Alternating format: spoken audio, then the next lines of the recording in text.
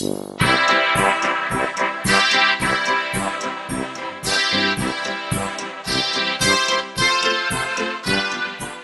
you so much, Gopi, and thank you, Ajit, and thank you, Tarun.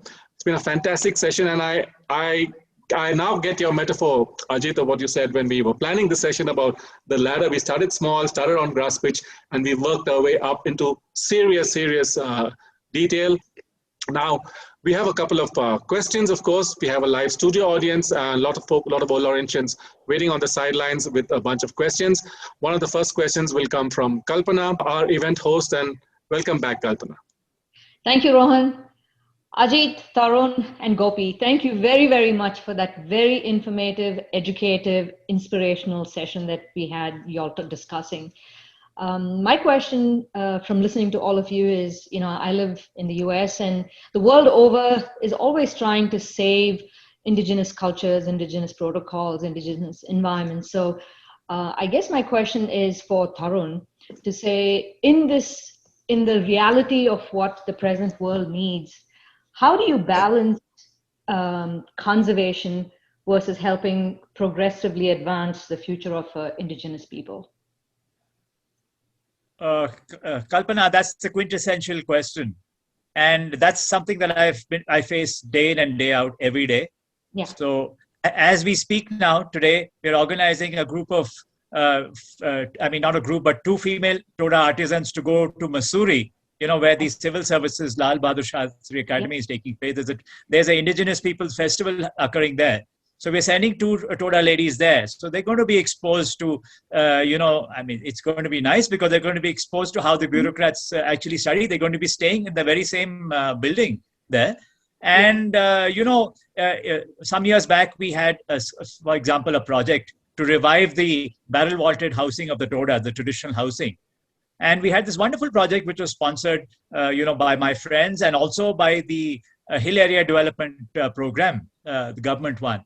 And subsequently, what happened was there were a whole lot of these Toda hamlets. I mean, not whole lot, but there were some Toda hamlets which were so remote that we weren't able to have them electrified. So I taken some collectors there and we couldn't do it. And I remember that finally taking some district collectors there and getting the last batch of these 5 Toda hamlets that were not electrified, the prominent hamlets, that is, getting that done. And knowing very well that the same traditional houses that we had, sponsored a few years earlier would be having electricity.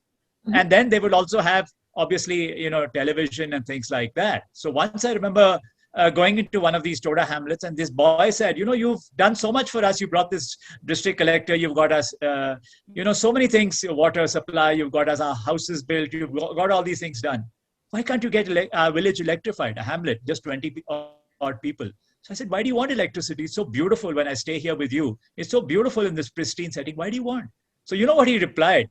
And now he's a grown-up man. He's a semi-ecologist with the Keystone Foundation. But he was a young boy back then. Right. And he replied, he said, I want to watch the cricket match that India's playing. and then I said, and then I realized, and they're also Indians. And I made sure that I took the district collector there, and that hamlet was electrified. And of course, they're watching cricket and they're watching soap operas and stuff like that. But we're trying to balance these things. That's the most important thing, is what you're keep this balancing act going. And that is just by telling them, this is the value of your knowledge. This is the value of your culture. If you lose that, you don't remain Todas anymore. You're just like any other normal people like us. Right. No, thank you. Thank you very much. Thank you, Kalpana, for that. Wonderful. Thank you. And now we have another question from Anli Katakam, Devda 1990. She has a question for our panelists. Anli, after you. Yeah. Thank you so much. That was really very, very informative. And I'm sure a lot of us are going to connect to this because it's about our campus. I just have one question for actually I have 2 questions for the panel. You spoke about the grasslands on the campus. I'd like to know a little more about the uniqueness and about these sort of sacred and precious lands that we grew up in. I think many of us took it for granted. So it'd be nice to connect with that. And my second question is that I think Lovedale suffered from vast devastation due to some monsoons a few years ago. So has there been any efforts on rewilding post that? And as alumni, what can we do? Thank you, Anuli. I think on grasslands, the importance of grasslands and the shola that go with it. I think Tarun should answer that. And on the second question, I mean, I don't know whether it's something happened more recently. Again, Tarun will know. But 1978 we had major floods, and that turned Lovedale Lake into Lovedale wetlands. So maybe Tarun can also tell you that Lovedale Lake is originally wetland. So it's gone back to what. So every time you have an event, it's not as if it does bad for the environment. Sometimes it does good for the environment. To you, Tarun. Yeah, Anuli, just to answer your question, although most of us Old Lawrencians are justifiably proud of our sprawling campus, the fact remains that there's very little native species left there. Now, I live just in a part of Fernhill, and I go for my Sunday walks quite often up to the cemetery and all those areas. And I go for my walks all the time, just up the couple of hills away. And I can tell you that there's hardly any native grass. Most of the grasses that you're referring to are all exotics. So that's a sad story. And the second, and some of the best grass species that we need to restore are in the two major wetlands. One, of course, is the grass pitch, which is wonderful. It's devoid almost of the native grass species. And of course, the erstwhile the Lovedale Lake. And sometimes the senior OLs tell me, they say, Tarun, you're doing this restoration. Why can't we restore the Lovedale Lake? And I have to take great pains to explain to them that it was an artificial structure. And it's better that it's reverted to being a wetland now, even though the native species still need to be introduced into these wetlands. So to answer you, Anuli, we need to do a lot of, that's why when our batch did this project, we emphasized more on restoring the grassland than on the sholas. In fact, the sholas, we restricted ourselves to the edge species. So we had on the campus, we have a remnant of a shola there. And then we have this, what would have been a native grassland, all covered with exotic grasses. So we removed the exotic grasses and planted these native species of grasses there. And where this grassland is to meet up the natural remnant of the shola pocket, we planted edge species there, which are basically, shorter bushes and small trees and things like that. So we need a lot to be done. I think the alumni can definitely contribute towards getting the native grasses back and restoring these two wetlands. It'll be incredible. It'll improve the hydrology of the school campus tremendously. They'll have abundant water. And in fact, when I go for my walks, this erstwhile Lovedale Lake, which is now a wetland, there's plenty of water now. Plenty of water rushing through that stream now, even right now. Yeah. Just to add some historical context to that, Anili, to what Tarun has. Grasslands are in the Nilgiris upper plateau. I mean, so if you were to imagine a world, how the school grounds looked when Henry Lawrence came to set the school up. This would have been grasslands and sholas and pockets. So shola and pockets. I mean, then that was the native habitation of the upper plateau. Grasslands have been going through a lot of policy level, degradation for quite some time. So it started from the British who converted grasslands to plantations. But then it was not just the British who did that. It came after independence. The Indian government, it's still the policy that grasslands are literally looked at as wasted lands, and as Tarun, as an ecologist, will say, there's nothing like wasted lands in nature. I mean, nature, there's nothing is wasted. So grasslands are, at a policy level, looked as wasted lands, and government has been systematically converting grasslands into plantations. So now this happened in 1960s, 70s. So all the eucalyptus and acacia plantations we saw, which was basically for pulpwood, which could go down into the plains to the viscose and rayon and paper mills. So grasslands got converted. So that was one institutional ecological issue that happened in the Nilgiris. The second ecological issue, which again Tarun will tell you on this was on the Sholas. 1966, when the Indian Prime Minister Shastri and Bandar Naike had an accord to repatriate the tea garden workers from Sri Lanka. From Sri Lanka, yeah. From Sri Lanka in 1966. So this is called the Shastri Bandar Naike Accord, and most of the tea plantation workers were Tamils, ethnic Tamils. So Tamil Nadu, of course, took most of them back, and that's when the Tamil Nadu Tea Corporation was started, and there the impact was converting both government-owned sholas and grasslands into tea plantations. So you had abundant tea in the first few years, but then a whole series of ecological issues happened after that. Could I just add to that? When you look at, and I'm talking about public goods, and I'm back to economics again. Now, and I would like to use the example that the question and the explanation that was given. If you look at the the montane grasslands, that every blade of grass has got millions of tiny little bristles that actually catch the mist and creates these even the driest times of the year. Here you find streams flowing. Now that was the public goods, the value of the public goods that was being provided by these grasslands. That, when you look at economics, now whether it's the rayon factory or the paper company that says that we will grow the eucalyptus or the wattle and convert it into money into the short term, there is no owner for the public goods. And I think that is really the lament of the ecology. How do we create a voice, the voice of the sentient highlands? I had the same experience, we were working with micro enterprise, the traditional enterprise with material like coir and jute, versus the plastics, the HTB, the hydrocarbon lobby, which has thousands of crores to invest in lobbying in the corridors of Delhi. Who speaks for jute? Who speaks for coir? And one of the things that Embiome has been working on, and I'm happy to say that, is today coir is found in the fanciest retail outlets. So we've got it into the retail chains across India and urban centers, home centers, and shopper stops and so on. We have the best designers from NIFT and NID working with us.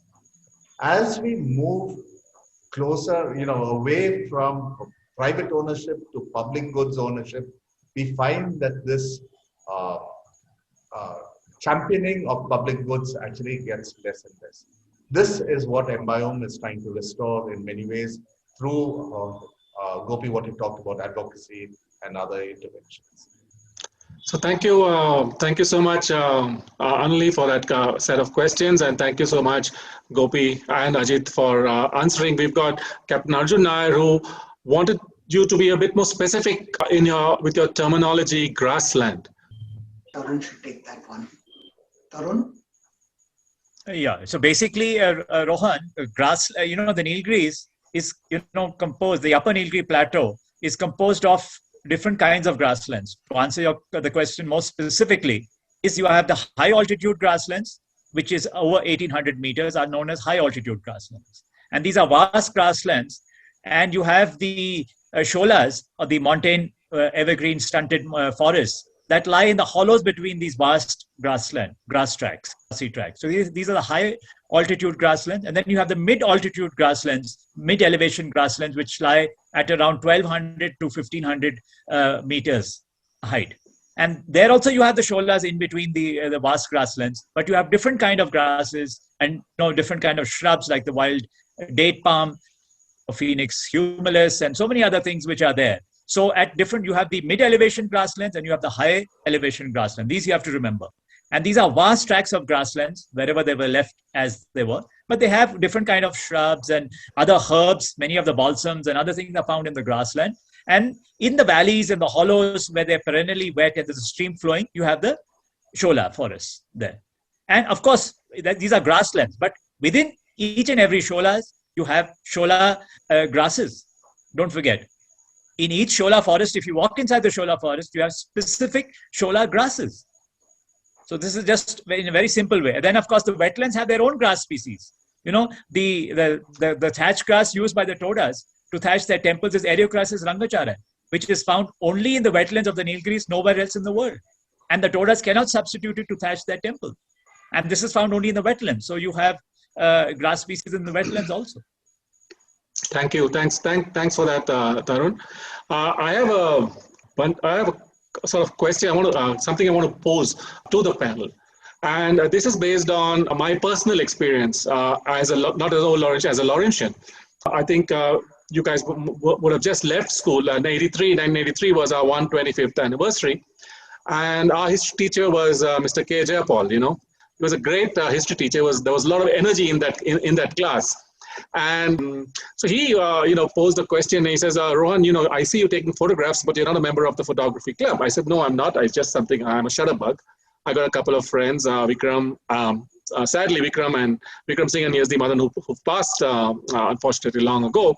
We would roam around all over the school campus and take photographs. And one of the things we saw on one of our walks past Lovedale Station, as you know, if you look at the Lovedale, one of the Lovedale groups on Facebook, there's always a photograph of the train coming into the station every other day. I think it made a big impact on a lot of people, and was a Toda temple out there.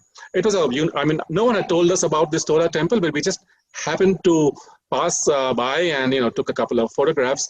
And I went back to him and I said, yeah, maybe, we can do something about these tribal guys. Badagas for me were just some of my classmates. That was my only connection. So what we did was I went to Mr. Mohan Raj, and he gave me this book, Castes and Tribes of South India. I think Thurston, I can't remember the name of the, yeah. Thurston, right? And I opened it and I got a whole bunch of information from it. And I said, this is my project for 125th. It's going to be Castes and Tribes of the Nilgiris. And I spent, along with Vikram and somebody else, and the school jeep, Mrs. Ivam Piljain, who was in Ooty at that time. I remember her her husband had a Volkswagen van. I'll never forget that. And it was just parked on the side. And we went all over the Nilgiris to see the Todas, the Kurumbas, the Irulas, the Kotas, and the Badagas, of course. And it was an eye-opener for a kid. It changed my life, and it gave me a direct connection to the Nilgiris. Now, my question out here, we are looking at, and the headmaster talked about, the green initiatives of the school and experiential learning for the children. But what about the bigger picture?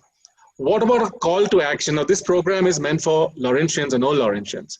So what do you think are we going to take away from this program? So is there anything that you guys would like to see that we've achieved or that we can achieve going along in terms of, I'll leave it to you. Let's start with Ajit, for example. Thank you, Rohan.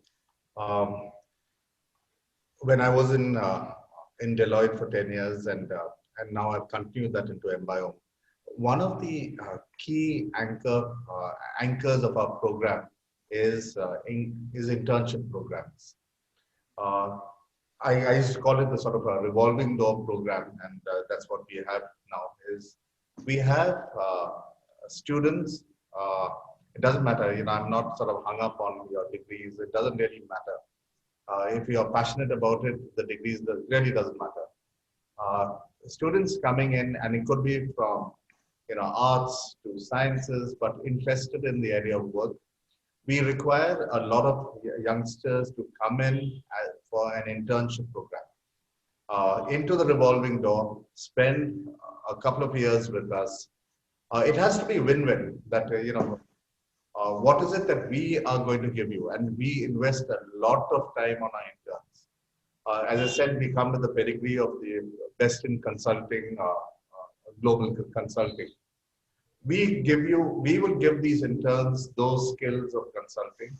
What do you give us back? As I said, there are public goods that needs professional support. It needs as much professionalism as the petroleum industry would promote a plastic. How do we give that professionalism into these public goods, I require interns to come in. That's one group of people, enriched with this couple of years, and maybe students sort of spin out and go in for the master's program and whatever they have to do after that. I have another program which I think is equally valuable. There are a lot of us Lawrencians who've been there, done it, come back, made the money we want, and we are fit, we are young, we'd like to give back. I do believe, and interestingly, and I've actually put a value to it, especially from Kerala, the number of retired Malayalis who come back into, and Lawrencians who must be coming back into Kerala to almost semi-retire, who've got a good 10 years, 15 years of good work ahead of them. But these people have held very senior positions in their jobs. They do not have the hands and legs to, to do what it takes to do a large-scale project. What we do for these people is, yes, you know what has to be done. Come into the leadership roles. We will give you an army of team, a team that will work with you to actually translate your program into action. So, call to action at two levels. Lawrencians who want to come into a sort of an internship program with us in advocacy, in policy formulation, and all those things that are required for this, I call public goods support. And then the people, the Lawrencians who've been there, done that, who want to come back and contribute. We will give you the arms and legs to actually make you function at your best level in the leadership positions that you need to own, but in these areas of public goods. Thank you. Thanks so much for that. Ajit, Tarun, how about you? Call to action as a result of this program? Just taking on from what you were talking, Rohan, about that Toda hamlet, which is known in their language as Kiju, which is near the railway station. And it's very interesting, because I think less than 2 years ago, there was a big meeting, the headmaster will tell you, on this round square, the round square group of which the school is a part. The school was hosting the Congress, and students had come from all over India. And when they wanted me to brief them about the Todas, I said, we'll meet there. So I right in front of that dairy temple, I told them about Toda culture, and the Todas lifted those big stones they put onto their left shoulder, and they sang and danced and all that. And also, I would like to just mention as a aside that when the railway line was being built, and it was finally built in 1908, the Toda females, that's taboo area for them to walk. So even now, when they go to this hamlet, they have to follow a different path from below. So when this was being built, the Toda council debated, and they said, now what will happen? Because Toda females who will be going on the train will be actually crossing taboo land, because the railway track goes above the temple, as you know. And so they resolved this thing by saying that henceforth, any Toda females who are going down to the plains, from Ooty, they will only embark at Lovedale Station, and vice versa. If they're coming up, they will disembark at Lovedale Station. Now, having said that, more specifically to your request, I would say that the OLs can help in continuing the restoration effort on the campus, especially, like I mentioned, those two wetlands, Grass Pitch and the erstwhile Lovedale Lake. And the second thing, what I can suggest is, since you've mentioned this, if they like, that we can have a project. We're doing a project where I mentioned about the revival of the Toda barrel vaulted housing and the sponsorship of that. Yes. Now we find that the younger generation is, they're not happy with just with one room, which is smoky and things like that. So we are now having a project where we are having Toda houses which have a combination of modern and traditional. So they have multiple rooms, 3 to 4 rooms, and they look authentic. So we are evolving that with some bamboo experts now. And in fact, at the moment, now, there are about 3 houses being built, 2 of which have been sponsored by ONGC under their CSR funding. So it would be wonderful in this same project if we could have 1 or 2 of these houses, which at this hamlet in Lovedale, sponsored by the OL community. It'll be a wonderful project, to I think. Thank you. We can always communicate in more ways than one. How do you think the Lawrencian community can take these concepts and ideas forward? for the common good, since we were talking about public good, for the common good. And we are also sensitizing our community to these issues. What's your journalist's point of view?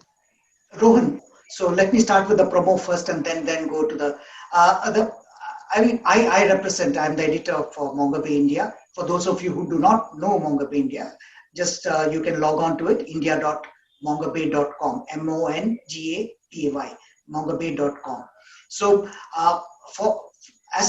over the past 3 years, we have built it as a wonderful platform for discussion, for reporting news features, and also as a wonderful platform where you can air your views on environmental issues. So point number one, I mean, is anybody. It can be a Lawrentian, it can be a Old Lawrentian, it can be a present day Lawrentian, or anybody. You have worked on some concept on environment, and you feel passionate about it. Please do drop me an email, and then let's see how we can take that message forward to the wider world, to our readership, through our platform. So that's the promo part of it. But for a more generic answer, it is communicating. I mean, action without communication is no action. I mean, I'm not saying this because I'm a journalist and a communicator, but I mean, if there is action, unless we talk about it, people are not aware that the action is there, and the action gets limited to that small space. It does not have a wider replication scalability possibilities. So, and today is the world of communication. The days when I started journalism, and when we wanted to write something, and we wanted to, we would have an idea, and we send it off to the editor of the Hindu and ask whether we could write about it, and the editor says no, and a couple of editors say no, and that's the end of the idea. You cannot write about it, you cannot talk about it.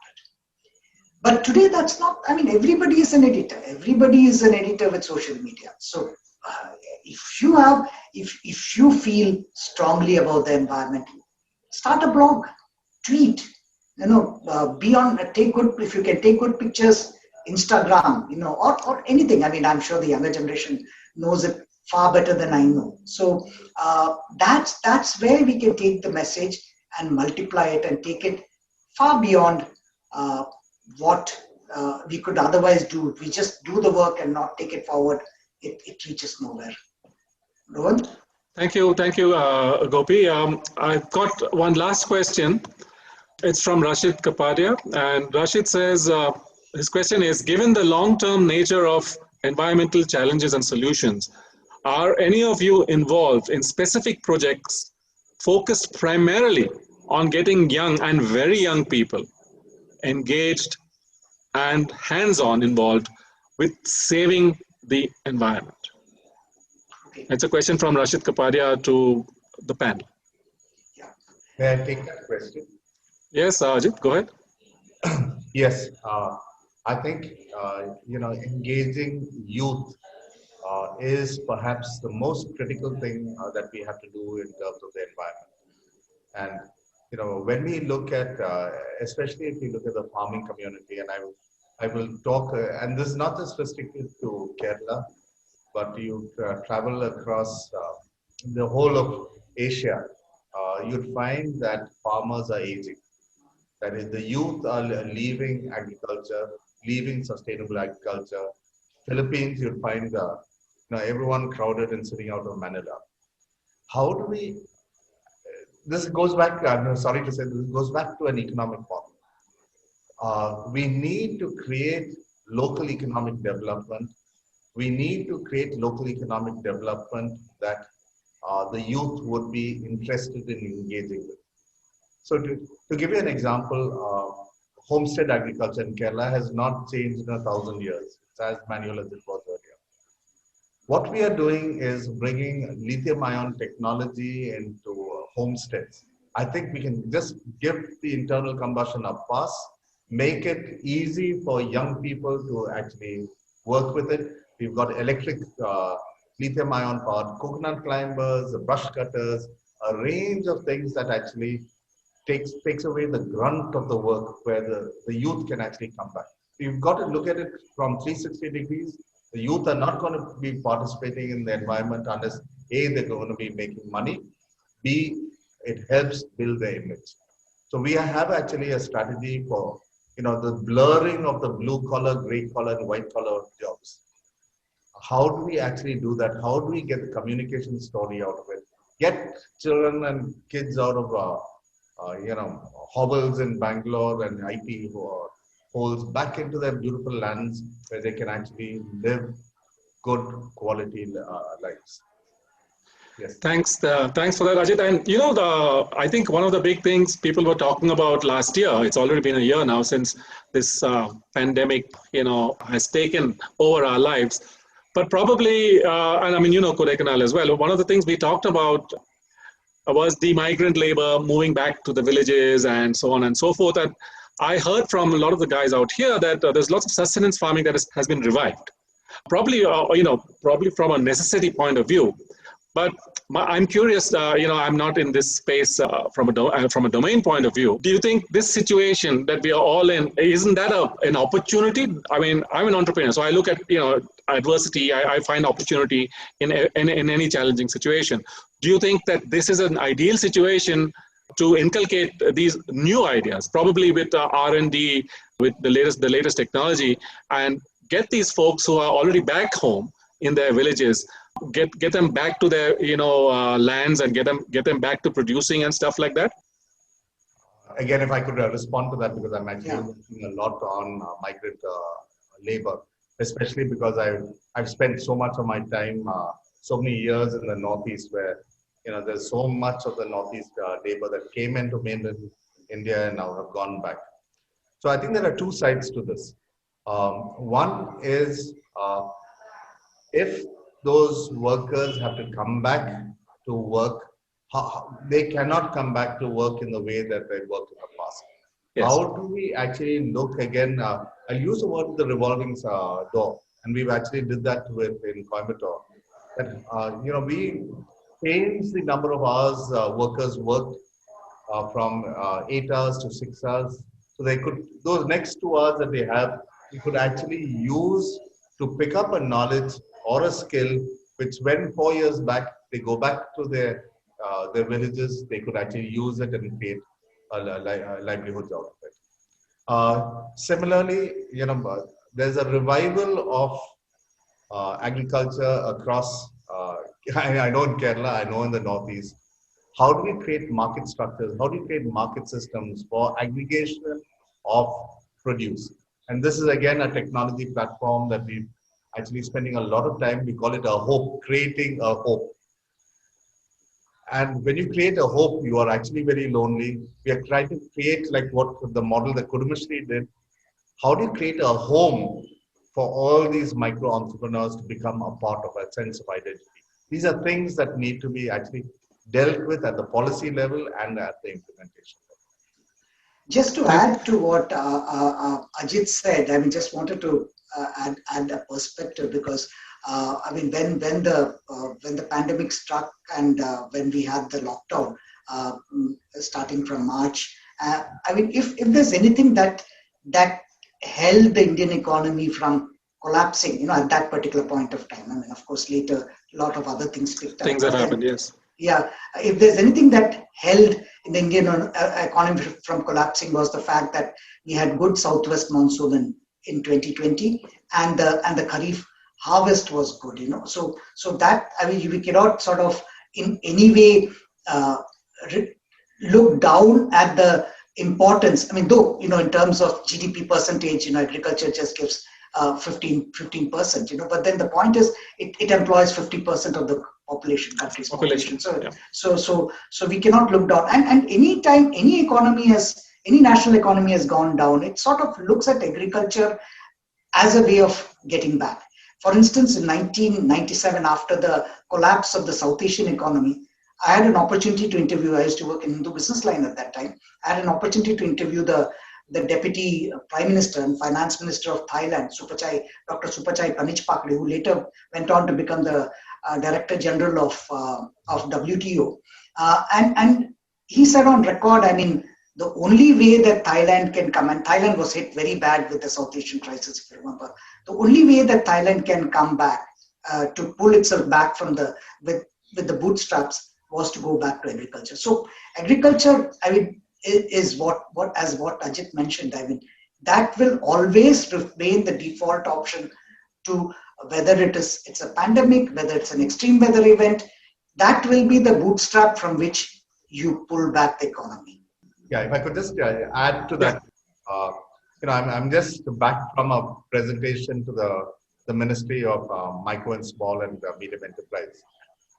Just a statistic, 99% of Indian industries belongs to the MSME. 1% belongs to the big industry. When we are talking about ecologies, a lot more what Gopi talked about in agriculture also applies to the ecology of industries. We all focus on that 1% of that industry. Yes, they may be actually adding to your GDP in a more significant manner, but 99% of all industry and all enterprise belongs to the MSME sector. So that's an eye opener for me. I mean, I was aware that we had, I think 4 sessions ago we had a session on entrepreneurship, and of course those sessions we had Abhishek Mohan, right? Abhishek was there and he's talking about medical cannabis and stuff like that. So there's a lot of new things that are coming. Possibly this could be a staging point for a program, of a certain type of entrepreneurship, in the agricultural sector. I mean, let's leave that for another day. I think we've run our course for the evening. Time for me to thank all of you, to thank Gopi for moderating and managing the session, and of course sharing your own thoughts, and thank Dr. Tarun Chabra as well for everything. It's all around the Todas. And of course, Ajit, the economic side, sacred economics you talked about. So there we have it. Thank you, Kalpana. Thank you, Anuli. Thank you, Rashid, for your questions. Captain Arjun Nair for the timekeeping. We still have a message from the Old Lawrencians Association, Mr. Ramneek Singh Pannu from Vindhya 1984. And he has something to say. Pass on a message to all of you. Rami, over to you. Thank you, Rohan. Good evening, ladies and gentlemen. It's great to be here with you this evening and on behalf of the OLA, the Old Lawrencians Association. The OL Nation project has brought to the fore several issues and topics of relevance. And with regards to this evening's session, I'm sure that all of you appreciate the depth and involvement of several of our OL family on environmental issues. It is great to hear that the Shola Grassland Restoration Project, initiated and championed by the batch of 81, is being ably managed by the headmaster, the management, and the students. And I'm confident that they will take the project to greater heights in the years to come. As mentioned by Tarun earlier in the program, we started a trust in 2003, which is moving forward slowly and steadily. And here I would like to acknowledge the involvement and support of several OLs over the years. Arjun Rao, Hardeep Singh, Rohan Shetty, Venki Muthaya, Dr. Paul Matthew, and several others. Thank you all. We, the OLs of Nilgiris, will be more than willing to help our old school in mentoring and sensitizing the children and teachers about the environment. This will contribute to better understanding of the ecosystem and hopefully their becoming environmentally conscious global citizens. Thank you once again and have a great evening. Over to you, Rohan. So thanks for that, Rami, and thanks a lot. And I'm sure you'll agree with me. It was a fantastic session. We started very small and we just went into so many fine details. There's a lot more that we can do following this session, and I request all Lawrencians, our audience, friends of Lovedale, who would like to participate, who would like to get active in this topic, which is big and close to our hearts. As I said when I started, please get in touch with us. contact@ol-nation.com or olalovedale@gmail.com. You can also post comments on the Facebook video. You can post comments on the YouTube video, and our panelists will be happy to answer your questions. Thank you so much for participating. Thank you for signing on. Don't forget, in this day and age, you need to subscribe, you need to like, and you need to follow the OLA channels. Please support us. We'd like to hear from you. Don't be shy. We will see you now next month in March for OL Nation 10. We've got something in store for you. We're working on a couple of options, and I'll pass on the information in due course. Thank you once again. Have a great evening, everybody. Never give in.